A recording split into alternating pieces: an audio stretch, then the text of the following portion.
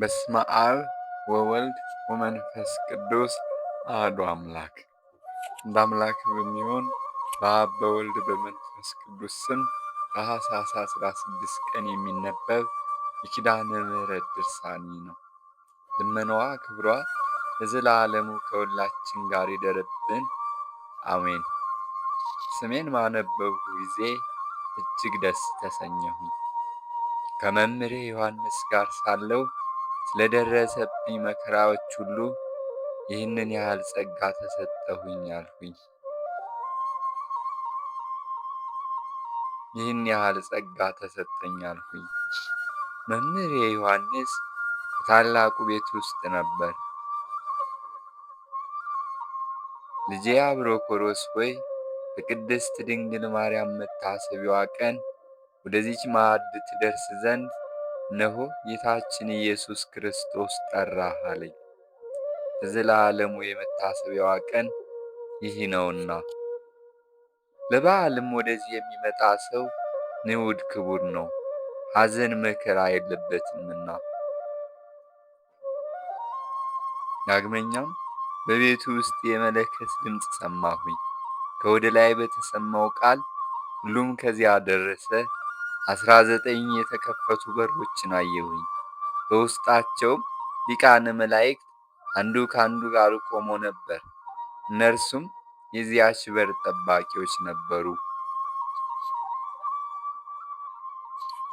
ከዚህ በኋላ ወርቅን፣ ብሩህ ዕንቁንና ዙፋኖችን የተመላች በርን አየሁኝ። 12 ሐዋርያት ከዚያ ተቀምጠው ነበር። ብዙ መላእክት፣ የወርቅ ዘውድ የተቀዳጁ ሰራዊተ መላእክት ከዚያ ነበሩ። በእጃቸውም የብርሃን መስቀል ይዘዋል።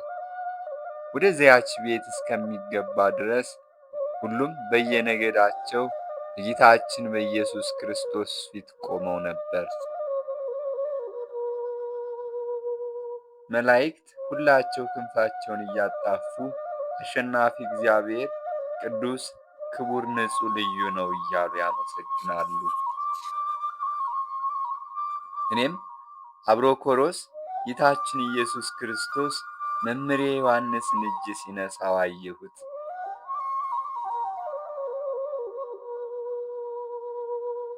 ዮሐንስም ጌታዬ ይቅር በለኝ፣ አንተ እኔን ከሰው ልጆች ሁሉ እጅግ አክብረኸኛልና እያለ ከፊቱ ሰገደለት።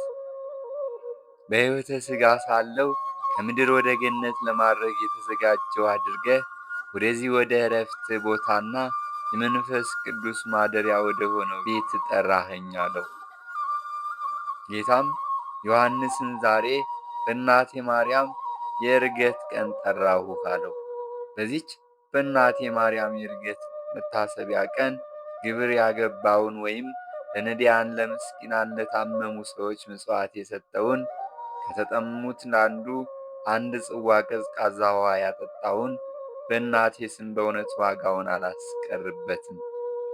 በመንግሥተ ሰማያት ፍጹም ዕረፍትን እሰጠዋለሁ እንጂ የአባቴን ፈቃድ ከማይፈጽሙ ከሁላቸው ኃጥአን ጋር የገሃነም መከራ አያገኘውም።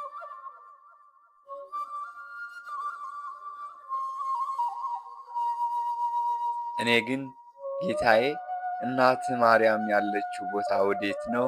ከዚህ ሁሉ ምስጋና ጋር እነሆ እርሷ ግን ከዚህ የለችም አልሁት። ጌታዬ ኢየሱስ ክርስቶስ መለሰልኝ፣ ልጄ ዮሐንስ ከወንድሞች ጋር ታላቅ ክብርን ታዩ ዘንድ ወደዚህ ሳትመጣ እንዳታድር አለኝ። ያን ጊዜ አባቴ ዮሐንስ ከደቀ መዛሙርቱ በፊት ወደ እመቤታችን ማርያም ቤት ሄደ። እነሆ ሊነገር የማይቻል በታላቅ ክብር ወደ ቤተ ክርስቲያን መጣች። ሰማያውያን ሰራዊተ መላእክት ሁላቸው ልጇ ወዳጇ ክርስቶስን እያመሰገኑት ነበር።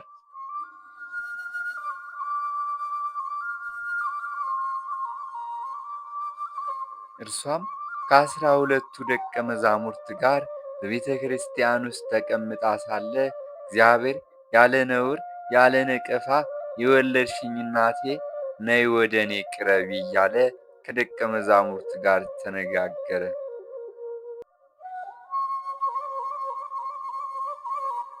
እመቤታችን ንጽሕት ማርያምም ወደ እውነተኛ ንጉሥ ወደ ልጄ ኢየሱስ ክርስቶስ ቀርበህ ምስጢርን ታይ ዘንድ ወዳጄ ና ብላ ጠራችኝ።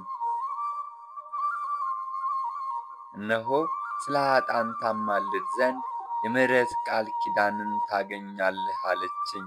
ልመናዋ ክብሯ ለዘላለሙ ከሁላችን ጋር ይደርብን፣ አሜን። ልመናዋ ክብሯ ከሁላችን ጋር ለዘላለሙ ይደርብንና የምሕረት እናት እመቤታችን ታምሪ ነው።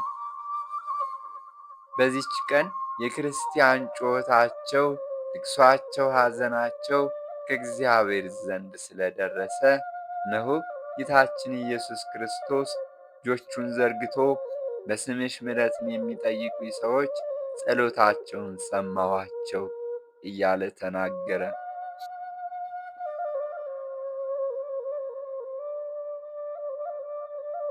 እናቴ ሆይ ወደ እኔ መጣሽን? በዚህ ዕለት እስከ ዘላለሙ ድረስ ተድላ ደስታ ይሆናል። ንጽሕት እናቴ ይልቁንም ቅዱስ የሆነ ዕርገትሽ በዚች በቤተ ክርስቲያን ተድላ ደስታ ይሆናል አለ። እመቤታችንን ፈጣሪዬ ንጉሴ ልጄ ወዳጄ ሆይ ቸር ከሚሆን ከአባትህ ማሕያዊ ከሚሆን ከመንፈስ ቅዱስ ጋር ለፍጥረቱ ሁሉ ምድራዊ ሀብትን ሰማያዊ ሀብትን የምታድል አንተ ነህ አለችው።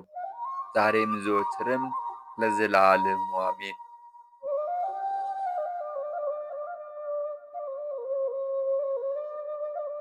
አንድ አምላክ በሚሆን በአብ በወልድ በመንፈስ ቅዱስ ስም በእግዚአብሔር አንድነት ሐሙስ ቀን የሚነበብ የኪዳነ ምሕረት ድርሳን ነው።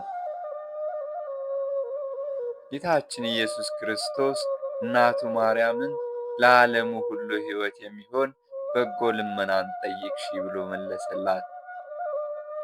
ይህም ፈቃድሽን ብዙ ሰው ሳይፈጠር ለአዳም ሔዋንን በሰጠነው ጊዜ አስቀድሞ አባቴ አስቦታል።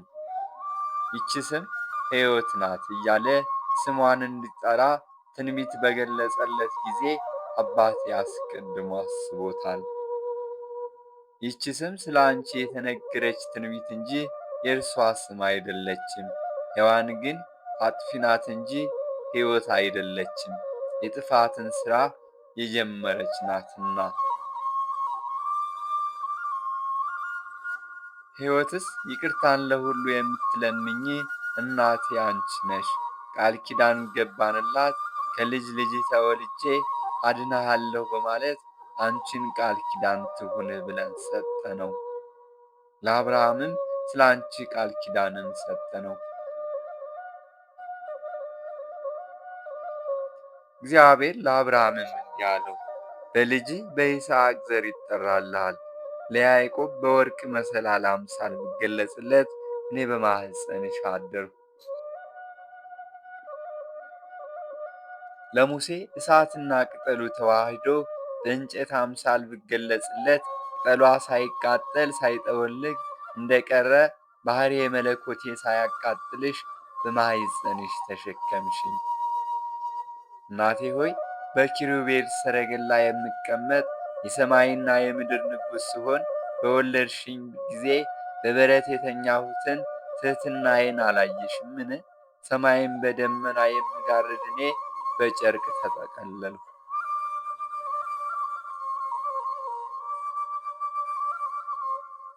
እናቴ ሆይ እኔ ቅድመ ዓለም የነበርሁ ፍጥረቱን ሁሉ የምመግብ ስሆን ከጡትሽ ወተትን ባጣው ጊዜ ሕፃን ሆኜ ሳለቅስ ትሕትናዬን አላየሽምን?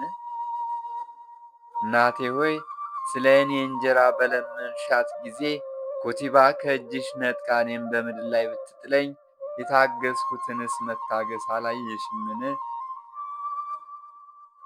እናቴ ሆይ በክፉዎች አይሁድ እጅ ተይዤ በፍርድ አደባባይ መቆሜን አላየሽምን? እናቴ ሆይ የፊቴን መጸፋት የራሴን መመታት የሰውነቴን መገረፍ መሰቀል መስቀል ተሸክሜ ከሊቶስጥራ እስከ ቀራንዮ ድረስ መመላለሴን አላየሽምን? እናቴ ሆይ የእጄን የእግሬን መቸንከር በራሴ ላይ የደፉትን አክሊለ ሦክ የጎድኔን መወጋት አላየሽምን? ከዚህ ሁሉ የሚበዛውን አልነገርኩሽም።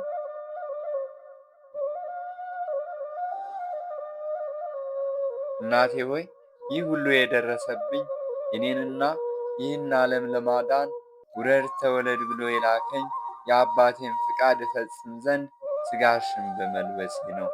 አስቀድሞ በነቢዩ ኢሳይያስ አንደበት ስለ ሕዝብ ኃጢአት ልጄ ለሞት ደረሰ ብሎ ተናግሯልና። አሁንም እናቴ ሆይ ድካምሽና ድካሜ እኩል ነው። እኔ የዓለም መድኃኒት ነኝ፣ አንቺም የዓለም መድኃኒት ነሽና አንቺ ምሕረትን የምትለምኝ ነሽ፣ እኔ ይቅር ባይ ነኝና። እመኗ ክብሯ ለዘላለሙ ከሁላችን ጋር ይደርብን፣ አሜን። ወስብሐት ለእግዚአብሔር ወለወላዲቱ ድንግል ወለመስቀሉ ክቡር። ይቆየን።